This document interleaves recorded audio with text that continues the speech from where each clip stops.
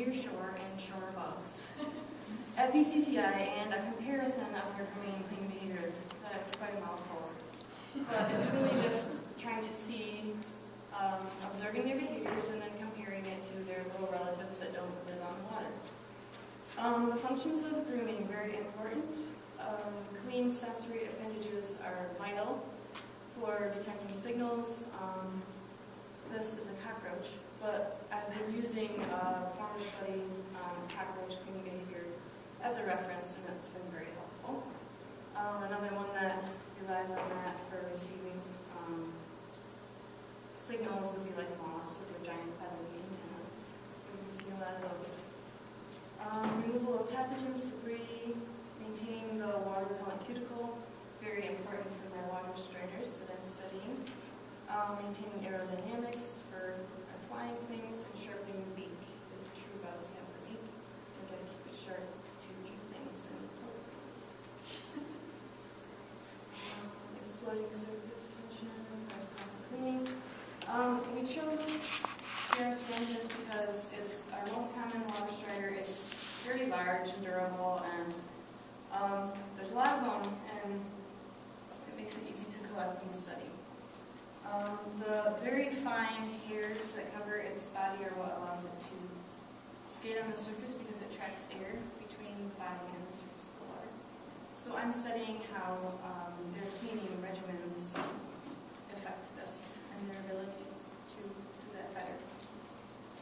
I would like to clarify and establish set cleaning behaviors and types. And then I will be testing how they respond by spraying them with things and misting them with things. Here's some of the categories for cleaning behavior. And then I have one more that I was excited to add because I have juveniles. So that one's not on here yet, but then I'll be doing a whole separate thing on the juvenile cleaning behavior because I had them reproduce and have little babies. These are some of the ones that I've encountered so far. There's probably about 30 more that I'm hoping to see, and then there's more than that even, but those are the most common. These are just a few of them. That is a water goblin. Oh, actually, that's a back swimmer. Oops, it's upside down. That's how you can tell them apart. I'm hypothesizing that Garrus ranges will have a much more extensive and detailed cleaning regimen than that of its neighboring bugs, because it obviously has a more unique environment and there's a lot more pressure there. As far as the cleaning behaviors, we're assuming or we suspect that the behaviors are mostly innate, but I am hoping to see whether or not there are learned behaviors included, like adaptations or, I think it's just interesting. I've already made a few little cool observations of things that I didn't know before. I saw a water strider using the surface to subdue a wriggling prey that it had already begun feeding on, and it got a little rambunctious. We shoved it back down onto the water surface and used that to subdue it. So there's a lot of other cool little things that I'm finding out along the way. I'll have a control group of 10, and then I'll have 3 other groups, and they'll all be treated with different things. And we'll probably tweak it if certain substances don't work, we might change it. Other insects, there's the water boatman, right side up. Whirligig beetles, I have a couple of those. I have collected other things that also live on the surface, and I put them in my little ponds that I set up in the lab, which you'll see in a second. My expectations, I really want to be able to shed light on their cleaning behaviors and why it's important, and how it relates to their other family members, because they're quite unique compared to their other true bugs, because most of them are like stink bugs or toad bugs, like your true bugs. And the creating a permanent collection, I'm very excited about this, and I love doing this. I pin and preserve insects all the time at home on my own, so I was excited to come out here and I'll be able to contribute a nice lasting collection for them, and that's going to include all insects and not just true bugs. And then I will also be using photography and video, and I'll be studying that to decipher the cleaning patterns, and then I will also be leaving a nice little photo library of the insects that I encounter. Here's just a few of the other aquatic insects that I see when I'm hanging out down by the creek. The damselfly exoskeleton, and they're all over the place. It's kind of cool to see what they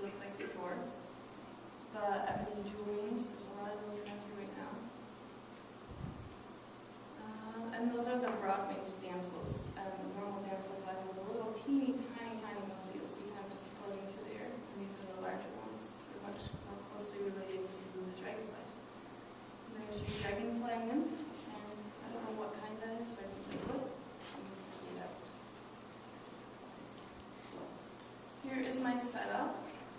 I set up 4 little ponds, and initially my adjustment was I did not have pumps in it, and because I wanted to kind of replicate the environment, I put live material and stuff in there.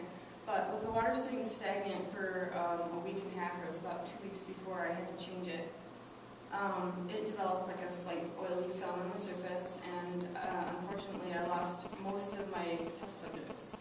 There were a few that survived, but it became very difficult for them to maintain surface tension, and they couldn't keep their legs clean, and so I might try that as a substance, as a kind of an oily thing, instead of doing dust later on for the experimentation.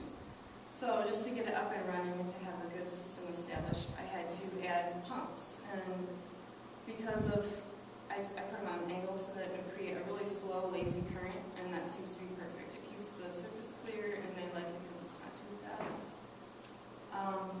To capture all of my striders, I've used just hand netting.